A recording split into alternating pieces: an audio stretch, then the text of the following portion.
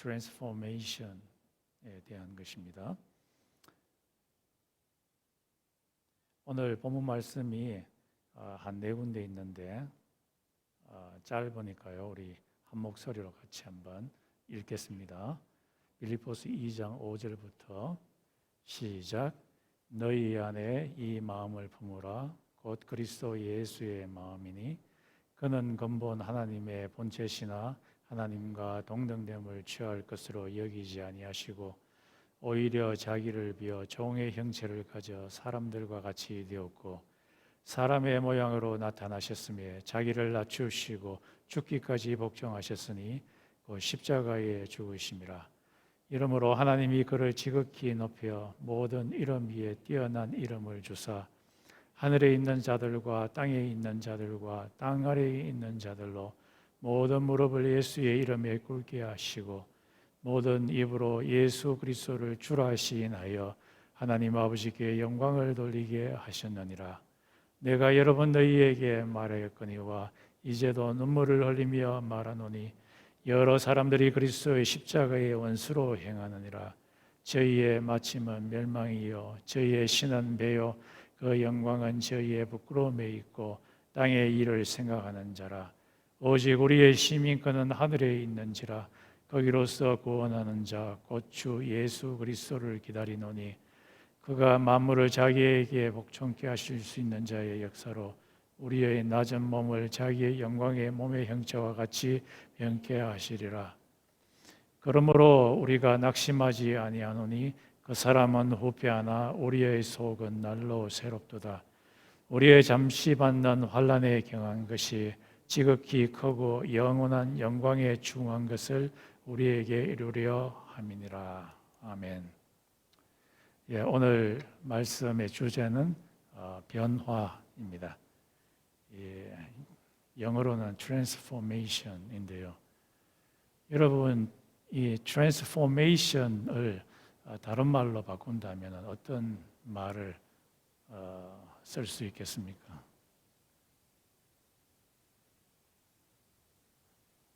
change, 변화. 또 이 transformation이라는 말을 어떤 그림문으로 바꾼다면 어떤 그림이 있을까요? 제가 머릿속에 떠오르는 것은 자동차 얼라인먼트 머리에 떠오릅니다. 며칠 전에 제가 길을 운전을 해가는데 이 핸들을 잠시 놓으니까 핸들이 오른쪽으로, 휠이 오른쪽으로 이렇게 쑥 가더라고요. 이게 뭔가 좀 잘못됐는가 싶어서 다시 잡고 운전하다가 또 손을 핸들에서 놓으니까 이 바퀴가 오른쪽으로 쑥 가더라고요. 이걸 고속도로에서 이렇게 타다가는 큰 사고가 나겠다 싶어서 이 메케닉한테 가지고 갔더니만 이 얼라인먼트, 이 휠의 각도가 이게 평행으로 돼야 되는데 그렇지 아니하고 오른쪽으로 비틀어졌기 때문에 이것을 똑바로 얼라인먼트를 해야만 된다고 하더라고요. 그래서 얼라인먼트를 하고 나서 길에서 운전을 하니까 자동차가 똑바로 가더라고요. 또 이 내 머릿속에 떠오르는 이 트랜스포메이션의 다른 그림은 이 누에 꽃이에서 나방이 나오는 그 모습입니다. 제가 어렸을 때 저희 집에서 이 꼬치를 키웠습니다. 누에라고 하죠.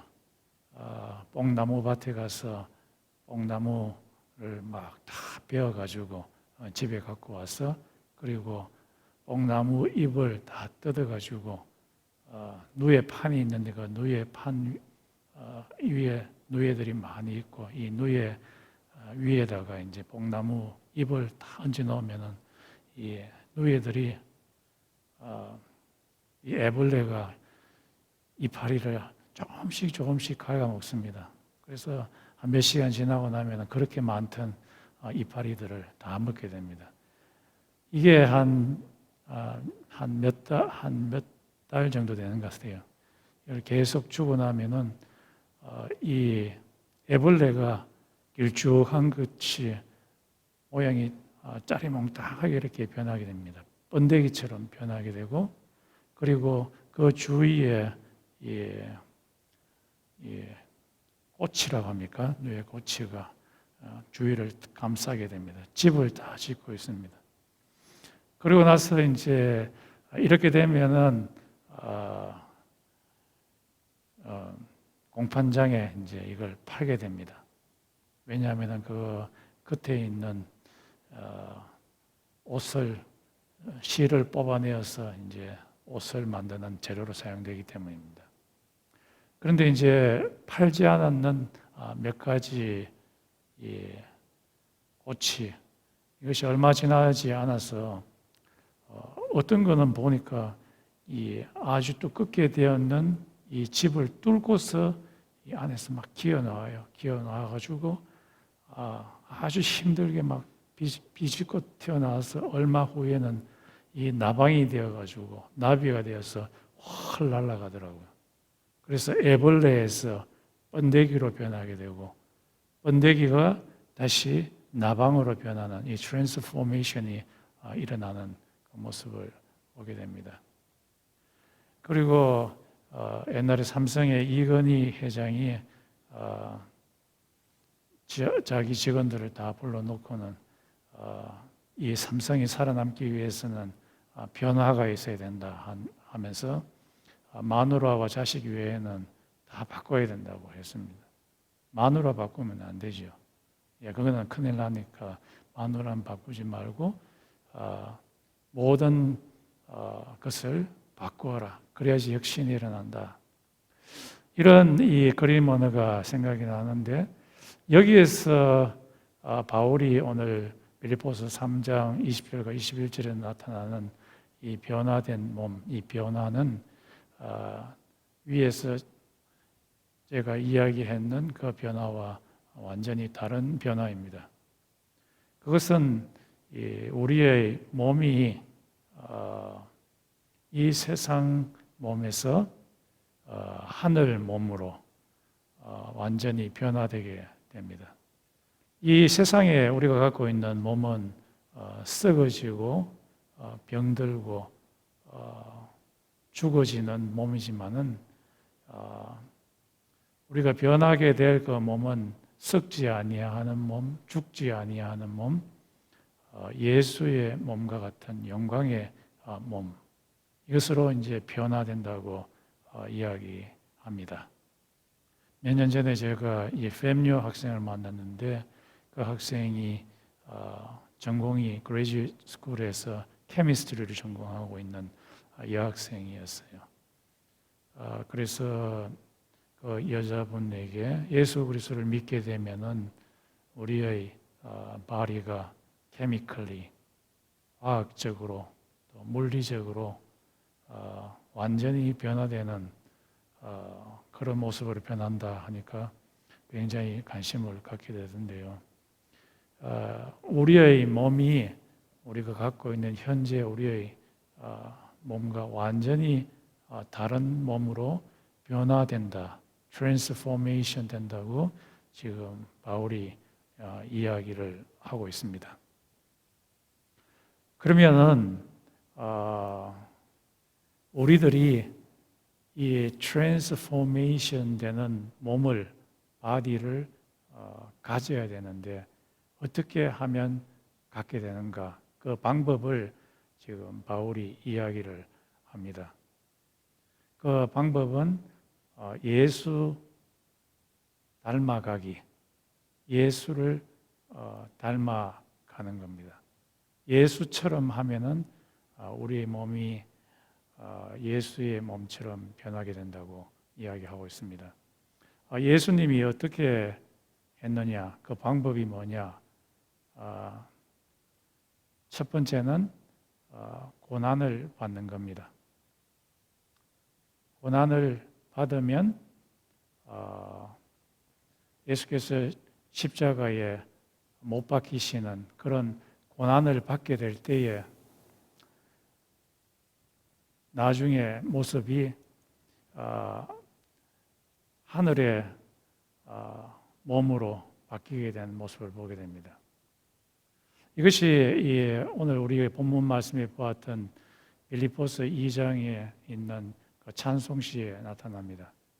예수 그리스도께서는 하나님과 동등하지만은 자기 자신을 비워 사람이 되시고, 그리고 더 자신을 낮추어서 십자가에 못 박혀 죽었으니, 하나님 말씀의 명에 따라서 십자가에 죽었더니 하나님께서 죽은 그를 높이셔서 새로운 몸, 하늘의 몸으로 변화시키시고 온 우주를 다스리게 하는 그런 몸으로 만드셨다라고 그렇게 이야기하고 있습니다. 이 패턴을 이 빌립보서 3장 10절과 그리고 12절에서 바울이 반복합니다. 10절에는 이렇게 말합니다. 헬라어로 보면은 이렇게 해석해 놨어요. 예수와 같은 모양으로 고난을 받으면 숨모르피 조메논 이렇게 되어 있습니다. 예수와 같이 토사나토, 예수와 같이 죽으면, 예수와 같이 예수처럼 너희가 죽으면 이라고 되어 있고, 또 3장 21절에는 이렇게 말하고 있습니다. 그렇게 하면은 예수와 같은 영광의 몸을 가지게 된다. 숨모르폰토 소마티테스 독세스, 영광의 몸을 예수와 같이 갖게 된다. 그래서 이 패턴이 똑같습니다. 예수를 따라하는데 예수처럼 고난을 받으면 우리가 예수와 같은 몸을, 영광의 몸을 갖게 된다. 그래서 우리가 영광의 몸을 갖기 위해서, 트랜스포메이션 된 몸을 갖기 위한 그 방법은 예수를 따라하는 겁니다. 예수의 고난에 우리가 참여하게 되면 결국에 우리의 몸이 변하게 될 것이라는 것입니다. 이것이 바울의 구원론, 구원론 안에 있는 변화론에 있습니다. 우리의 몸이 궁극적으로 구원을 받게 되는 것, 즉 이 세상의 몸이 아니라 하늘에 속한 몸을 갖게 되는 그 방법은 예수를 따라하는 겁니다. 예수의 고난에 동참하는 겁니다.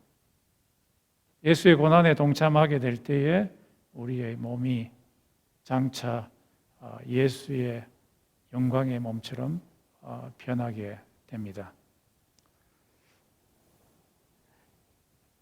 그래서 이 예수의 고난이라는 것을 다른 말로 바꾸면은 하나님을 사랑하고 이웃을 사랑하는 겁니다. 우리가 이 세상에서 하나님을 사랑하고 이웃을 사랑하게 되면은 우리에게 고난이 옵니다. 우리에게 손해가 옵니다. 이것은 피할 수 없는 길입니다. 우리가 이 세상에 살 때 하나님을 사랑하고 이웃을 사랑함으로 우리가 고난을 받게 되면 우리에게 장차 변형된 몸이 우리에게 오게 됩니다. 이런 고난의 모습은 구체적으로 바울이 여러 개를 열거하는데 그 중에 하나는 우리의 육신을 성령으로 죽이는 것입니다. 우리의 육신이라고 하는 것은 하나님께 대적하고자 하는 desire, 갈망, 바람, 이것이 육신의 의미입니다. 이 육신의 디자이어가 우리 속에서 우러나는데 계속해서 발생하는데 이 갈라디아서 5장 19절에서는 한 4가지 정도의 죄의 모습으로 드러나게 됩니다. 그 첫 번째는 하나님께 죄를 짓는 것인데 하나님께 예배하지 않으려고 하는 것입니다. 그 첫 번째 죄인 하나님께 예배하지 않으려고 하는 그 죄는 우상 숭배로 드러나게 됩니다. 하나님보다도 이 세상에 있는 물질을 더 섬기게 되는 것, 이것이 일종의 우상 숭배라고 할 수 있겠죠. 예수님께서도 말씀하시기를 돈과 하나님을 동시에 섬길 수 없다. 돈을 섬기는 자는 하나님을 섬길 수 없다. 이 세상에 있는 돈이나 권력이나 그 어떤 것이라도 하나님보다도 더 좋아하고 섬기게 되는 것이 이것이 우상 숭배라고 할 수 있겠습니다. 또 하나님께 죄를 짓는 것이 이 마법, 매직을 통해서 그 당시에 바울 당시에 매직을 할 때는 드럭을 먹고서 귀신을 불러내고 귀신을 섬기는 그런 일을 했습니다.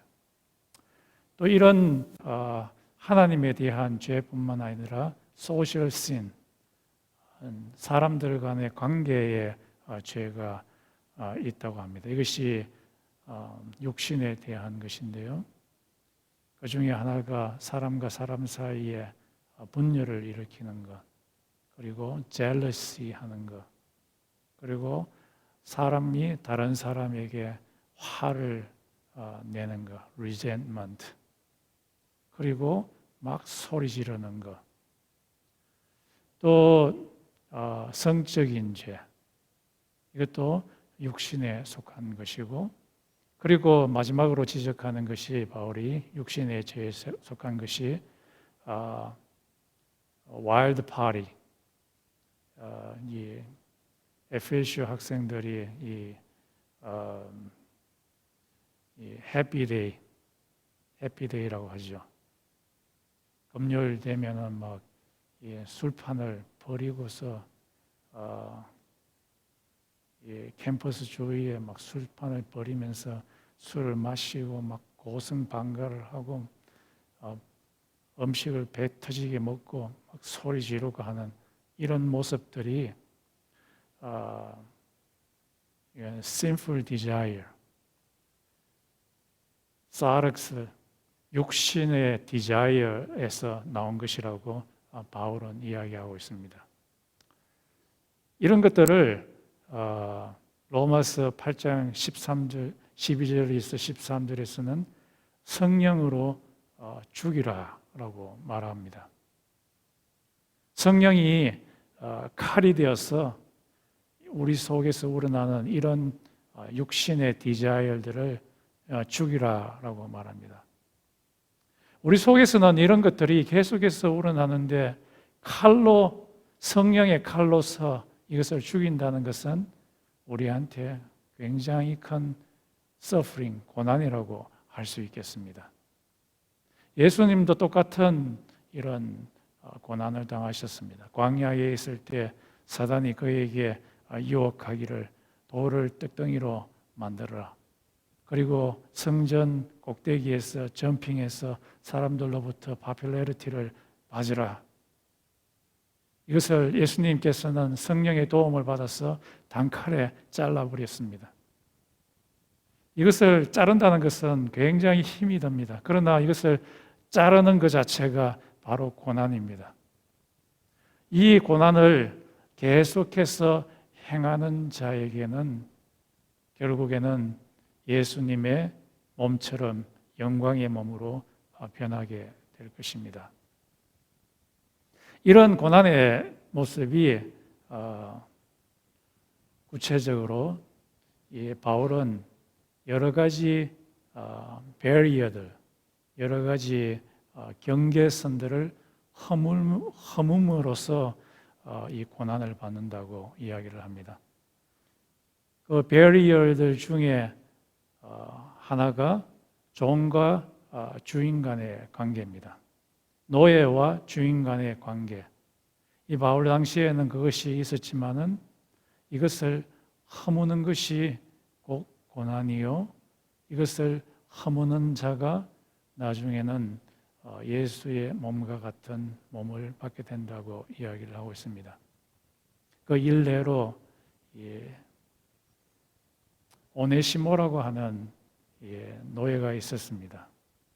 이 노예의 주인은 빌레몬이라고 하는 사람이었습니다.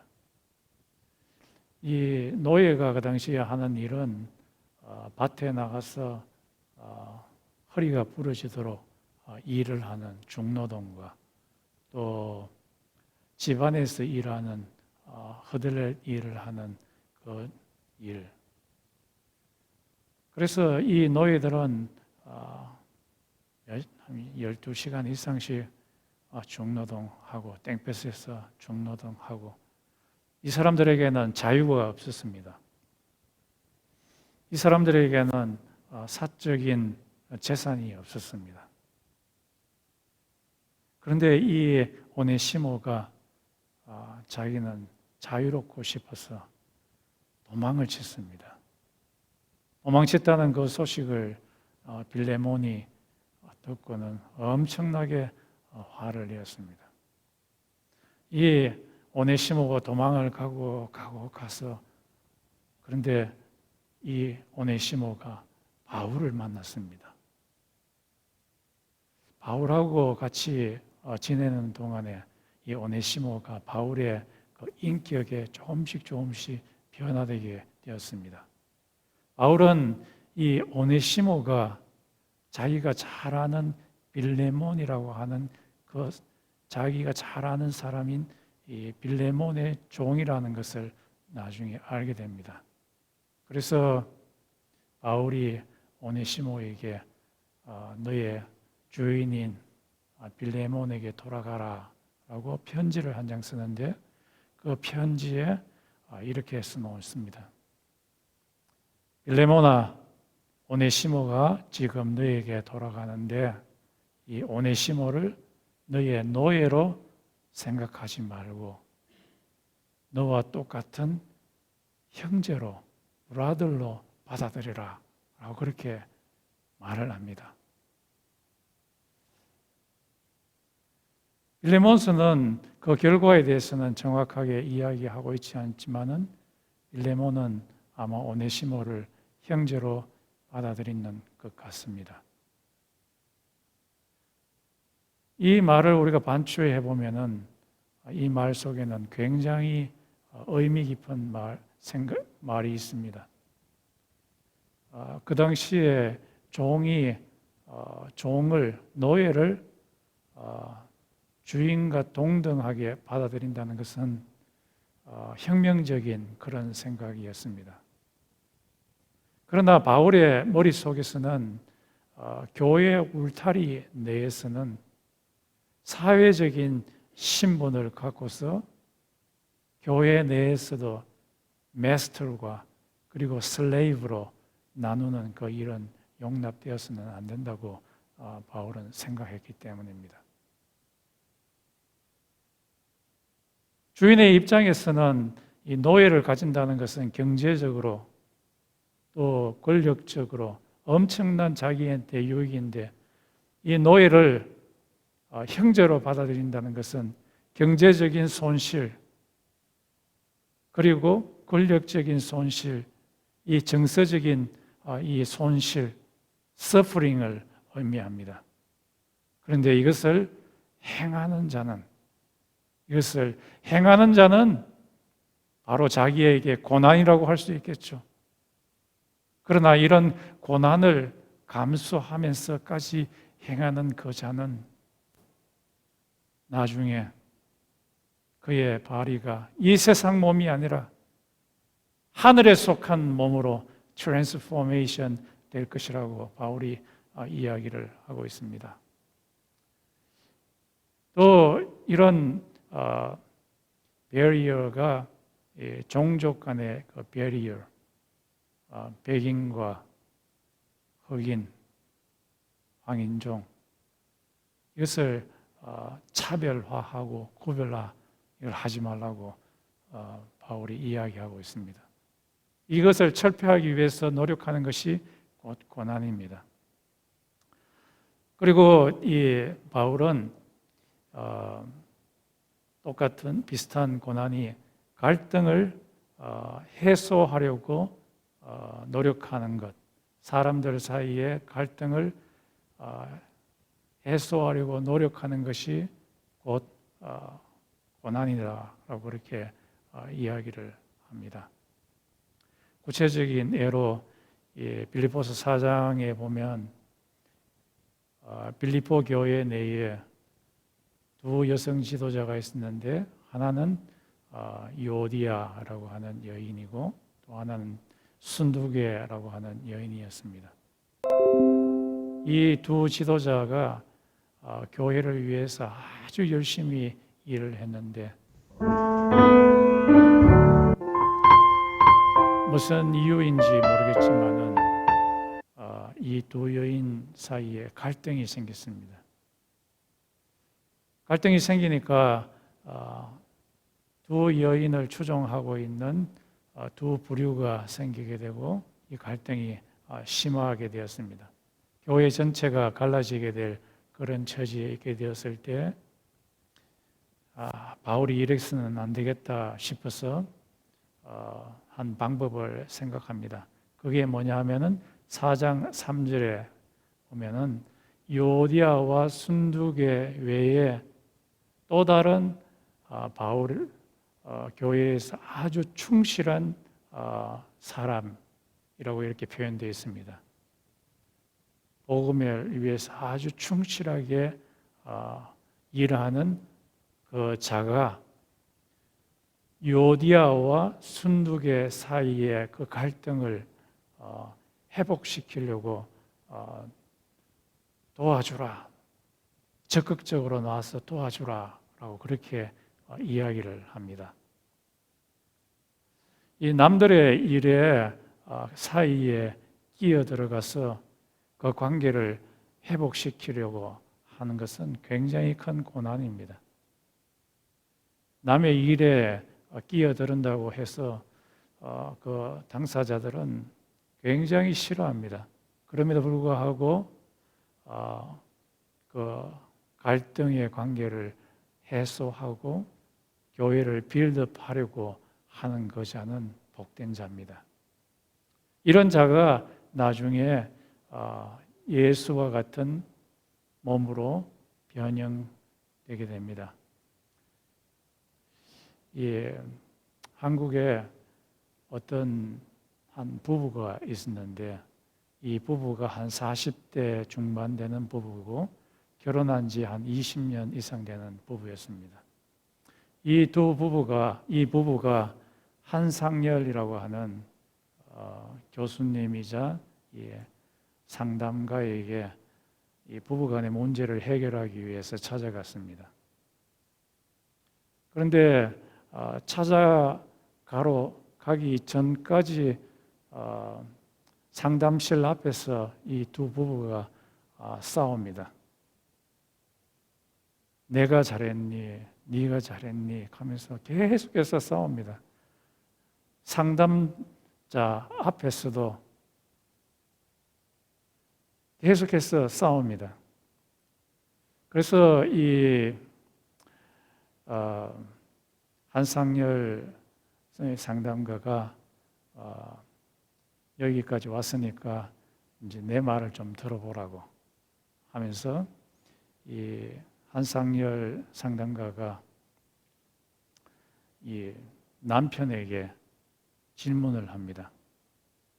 딱 한 가지 질문이라고. 당신이 당신의 아내로부터 듣고 싶은 딱 한마디, 다른 말 말고 딱 한마디가 있다면은 무슨 말인지 듣고 싶다고. 그러니까 그 남편이 말하기를 나는 아내로부터 여보 정말 당신 수고했어 라는 이 말 딱 한마디만 듣고 싶다는 거예요.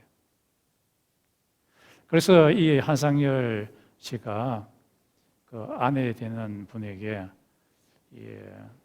남편이 그 말을 딱 한 번이라도 딱 듣고 싶다고 하니까 해줄 수 있냐고 하니까 그 아내가 아주 주춤주춤합니다. 그래서 한상열 씨가 죽어가는 사람 이 소원도 들어준다는데 소원을 한 개지 이 소원을 한번 들어주세요 하면서 이야기 한번 해보라고. 그러니까 그 아내분이 남편에게 말합니다. 여보, 지금까지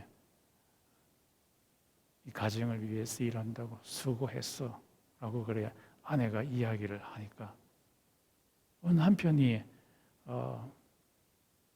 갑자기 막 울기 시작합니다. 눈물을 막 줄줄 흘리면서 막 웁니다. 그리고 나서 이 한상열 씨가 그 아내한테 묻습니다.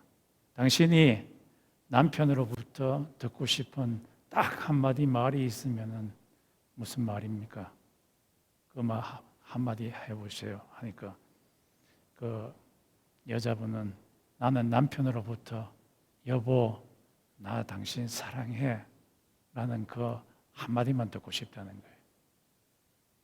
그래서 그 남편한테 이야기해보라고 한상열 씨가 이야기하니까 남편이 이야기합니다. 내가 지금까지 당신을 사랑했지만은 한 번도 20년 이상 동안 사랑한다고 입으로 말해본 적은 한 번도 없었지만 지금 이야기한다고 여보 당신을 사랑해. 그 말을 듣자마자 그 아내 되는 분이 지금까지 막 싸우고 있던 그 여자분이 갑자기 막 눈물을 흘리면서 통곡을 합니다. 얼마 지나지 않아서 그 남편과 아내는 손을 잡고서 그 상담실 나가게 되었습니다. 관계를 해소하기 위해서 자기 자신을 낮춘다는 것은 어떤 면에서는 일종의 고난이라고 할 수 있겠습니다. 자기 자존심을 다 내려놓아야만 할 수 있기 때문입니다. 크리스천의 삶에서 자기의 주장, 자기의 뭔가를 남을 위해서 내려놓는 것은 남을 사랑하는 행위이고 남을 사랑하는 행위는 일종의 고난입니다. 이 고난을 계속해서 행하는 자는 예수가 십자가에 우리의 죄를 위해서 받으신 그 고난과 똑같은 고난입니다. 그래서 많은 신학자들은 이것을 크루시폼이라고 합니다. 예수께서 십자가에 못 박히신과 같은 똑같은 고난을 우리의 삶 가운데서 고난을 계속해서 담당해가는 그 사람은 마지막에 예수와 같은 모습으로 변형될 것이라고 이야기를 합니다. 또 다른 고난의 모습은 이 세상 것들을 잠시 동안 있다가 지나가는 것으로 여기는 것입니다. 이게 하나의 고난이라고 할 수 있겠습니다. 이 세상에 있는 것들, 그 어떤 것이라도 우리의 몸, 우리 이 세상에 있는 정치 시스템, 그리고 경제 시스템, 이 세상에 있는 모든 것들은 잠시 동안 있다가 사라질 것이라고 여기는 것. 이것이 쉽지 않습니다. 이 세상에 있는 재산들, 이 것들이 잠시 동안 있을 것이라고 머릿속에 확신하는 것은 굉장히 어려운 고난이라고 할 수 있겠습니다.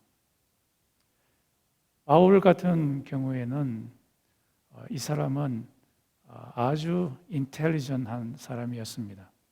머리가 비상한 사람이었습니다.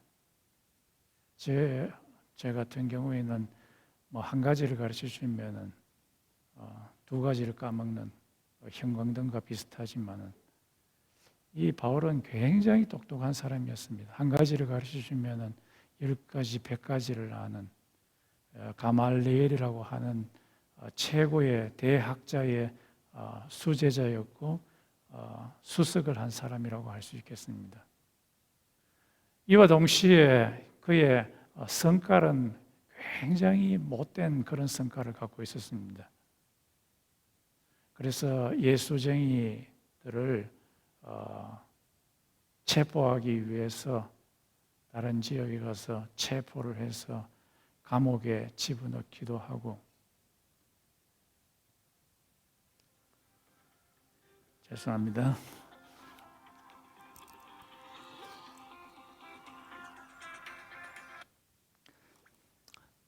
또 이 사람은 스데반이라고 하는 예수 잘 믿는 사람을 돌로 쳐 죽이는데 주동을 한 그런 사람이었습니다. 그런데 이 사람이 다마섹이라고 하는 그 지역에 있는 예수 믿는 사람을 체포하러 가다가 예수님을 만나게 되었습니다. 이때 예수님께서는 이 바울을 징집했다고 고린도서에 말합니다. 징집이라는 말은 군대 갈 사람을 징집하죠. 징집하는 것처럼 예수님께서 바울을 징집해서 예수님의 군인으로 만들었다고 이야기를 합니다. 그러면서 이 군인된 바울에게 명령을 내리기를 이방인들을 예수 믿는 사람으로 바꾸는 제자 삼는 일을 하라고 명령을 내렸습니다. 이 명령에 따라서 바울은 이 명령을 지킬 때에 엄청나게 많은 고난이 그에 있었습니다. 40에 하나 마이너스 된 채찍에 맞기도 하고, 이 채찍은 한번 맞으면은 덩어리에 채찍 끝부분에 이 작은 뼈 조각 같은 거 이런 것을 달아놔 가지고 딱 때리가 한번 당기면은 살갗이 떨어져 나가는 그런 채찍에 맞기도 하고, 그리고 태장을 맞기도 하고, 그리고 바다로 배를 타고 여행을 하는 동안에 물결이 얼마나 높든지 거의 죽을 뻔하기도 하고, 강의 위험, 강도의 위험, 그리고 자기 동족으로부터는 돌로 맞아가지고 한번 쓰러지기도 하고, 엄청나게 많은 이런 고난이 자기에게 다가왔습니다. 그때 바울은 자기의 정체성에 대해서 생각하게 됩니다. 도대체 나는 누구인가? 나의 몸은 무엇인가? 그 정체성에 대해서 그는 깨닫게 됩니다. 고린도후서 4장 16절 17절에 보면은 나의 몸은 날로 후패해 가지만은, 그래서 그러나 나의 이너맨, 나의 속사람은 날로 새롭도다. 그의 몸이 예수처럼 고난을 받으면 받을수록 그의 몸은 후패해 가지만은, 그러나 그의 이너맨은 날로 새롭도다. 그의 속사람은 날로 변형이 되어서 예수 그리스도를 만나게 되었을 때 그의 몸이 영광의 몸으로 변하게 될 것이라고 4장 16절, 17절에 말합니다. 이 세상에 있는 몸의 고난은 light, 가볍고 transitory, 일시적으로 있는 그런 몸의 고난이지만은 예수 그리스도를 통해서 결국에 변형된 몸을 갖게 될 그 몸은 이터널, 영원하고 헤비, 아주 중후한 영광의 바리를 갖게 될 것이라고 말하고 있습니다. 그래서 이 세상에 사는 우리들이 이 세상에 있는 어떤 물질, 어떤 학위, 어떤 job, 어떤 property, 그 어떤 것이라도 이 세상에 있는 것들은 잠시 동안 있다가 지나가는 것이라고 생각하는 것, 그것은 그런 확신이 있는 삶, 이것은 고난입니다. 그 고난을 가진 사람은 결국에 영광의 몸으로 변형된 몸을 갖게 됩니다. 그러나 그렇지 않는 사람, 이 세상에 있는 것이 모든 것이라고 생각하는 사람은 이 세상에 있는 것에 너무 집착하고 이 세상에 있는 것이 마치 모든 최종적인 것이냐 그렇게 생각하고 이 세상 것에 올인하게 됩니다. 이게 솔로몬의 지혜서라고 하는 책이 있는데 바울 당시에 쓴 책인데요. 그 책에 보면 이렇게 말합니다.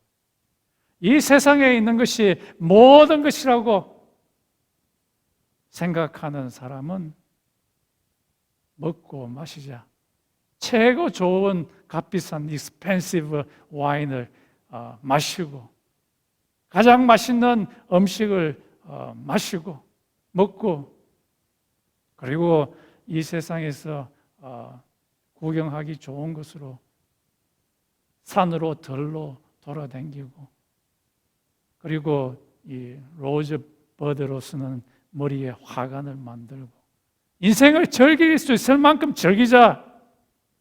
왜 이런 말을 하느냐? 왜 이런 생각을 하느냐? 그것은 이 세상에 있는 것만이 전부이고 고난을 지나간 후에 갖게 될 그 영광의 바리, 트랜스폼된 바리를 결코 생각하지 않기 때문이라고 바울은 말합니다. 우리가 어떻게 하면 영광의 바리를 갖게 됩니까? 반드시 예수의 고난과 같은 고난을 통과하는 사람에게 최종적인 구원이 던져지는 것입니다. 본헤프,